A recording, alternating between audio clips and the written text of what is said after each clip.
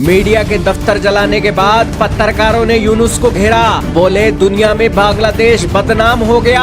आपकी सरकार इन रेडिकल लोगों के खिलाफ क्यों कुछ नहीं कर रही।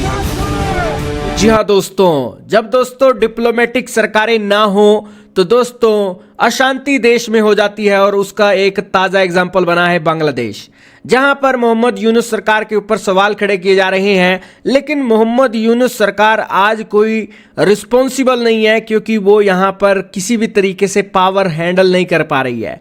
दोस्तों देश के अंदर अलग अलग हिस्सों के अंदर चुनाव हो, नेता वहां से निकल कर आए और इसी के साथ एक संसद को संबोधित करें और सारा देश मिलकर कोई फैसला ले तो बातें और होती हैं। लेकिन यहां पर गिनती के रेडिकल लोग उठकर आते हैं, हिंसा करते हैं, लोगों को मार कर जला देते हैं, साथ में मीडिया के दफ्तरों को जला देते हैं और पुलिस खड़ी देखती रहती है।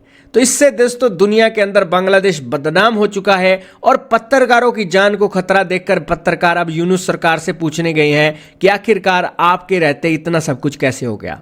तो इससे साफ पता लग रहा है कि शेख हसीना के समय में बातें कुछ और थी।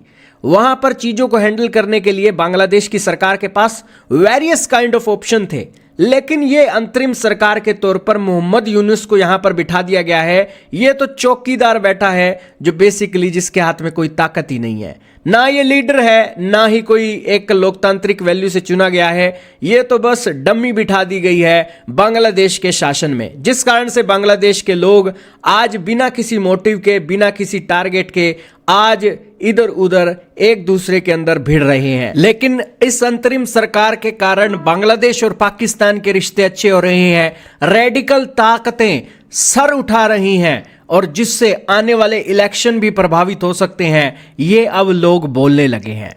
अब दोस्तों जो एक सॉफ्ट कॉर्नर है और जो वर्ल्ड में बांग्लादेश की इमेज को अच्छा करने वाला कॉर्नर है, उसकी आवाज दब गई है बांग्लादेश के इन हिंसक और रेडिकलाइज लोगों के कारण।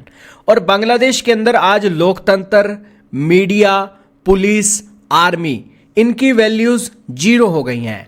आज के समय में बांग्लादेश के अंदर जो रेडिकल तत्व हैं, जो सड़कों पर आकर अपनी बयानबाजी कर रहे हैं, जिनको आने वाले फ्यूचर का कोई ज्ञान नहीं है, तो वो यहाँ पर अपना सिक्का आजमाने की कोशिश कर रहे हैं और एक शॉर्ट टर्म की गेम खेल रहे हैं, जिसमें शॉर्ट टर्म के लिए उनका डोपामिन हिट कर जाता है। उन्हें लगता है कि उन्होंने दुनिया जीत ली, लेकिन उन्हें नहीं पता कि वो शॉर्ट टर्म के एक डोपामाइन हिट के बाद कितना बड़ा नुकसान देश का कर रहे हैं।